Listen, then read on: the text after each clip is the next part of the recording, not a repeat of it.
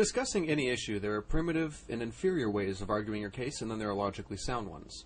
Of those most primitive and dishonest methods, censorship is probably the most despicable. At least that by using logical fallacies and things like that, your opponent's voice can still be heard, but with censorship, that's simply not the case. So with that being said, let me introduce the creationist propaganda machine known as the Discovery Institute. The Discovery Institute is a black hole of stupid, and they're most recognizable by their frontman, attack lemming Casey Luskin. The story basically goes as follows, for those of you who are unfamiliar with it. In the spring of this year, the beacon of journalistic integrity known as Fox News allowed Casey Luskin from the Discovery Institute to do an 8-minute hit piece on science and on evolution.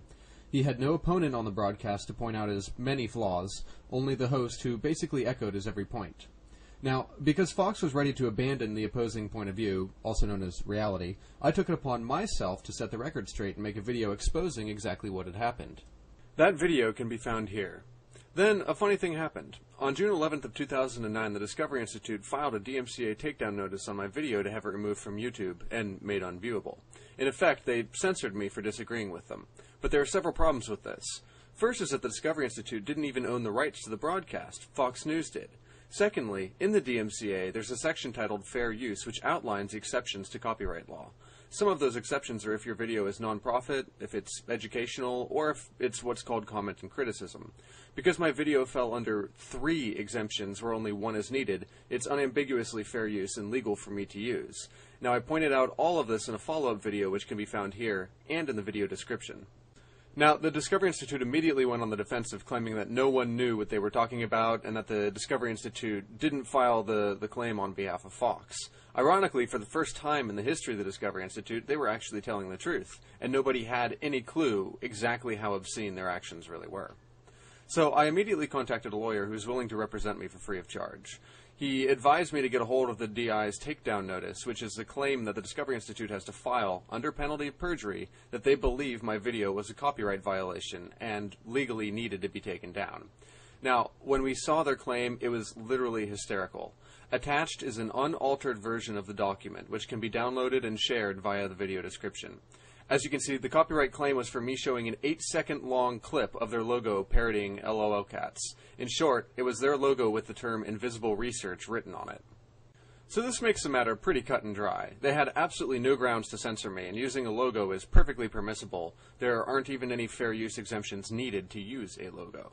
So their claim against me is not only dishonest, it's illegal, as the takedown notice that they filed is a legally binding document signed under penalty of perjury.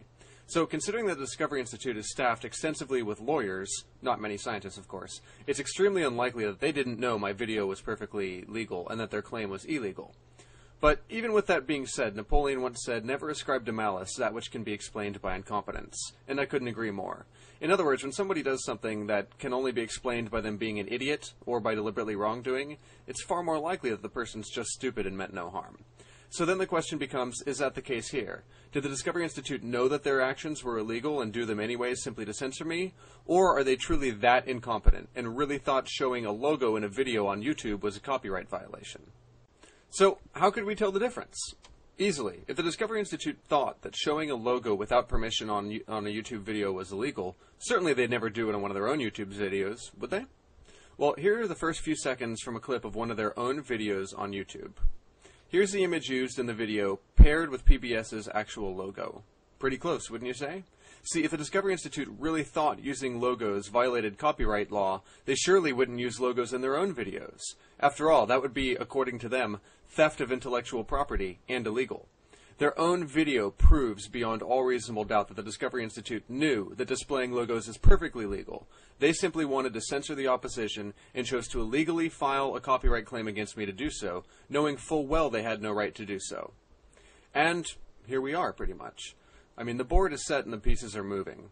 In the meantime, there are things that you guys can do to help. Basically, share this video and the takedown notice. Send it to your friends, and if you have a popular blog like, say, PZ Myers, please post this video so that the word gets out and the Discovery Institute thinks twice before censoring others. Censorship is never a valid form of argument. It's used by the pathetic and the weak who know that they cannot win a fair fight. If your videos have been victimized by creationist organizations, read a paragraph or 2 of U.S. copyright law, and if your video falls clearly under fair use, fight to have it reinstated by having a counter notice. Thanks again as always for your time, guys.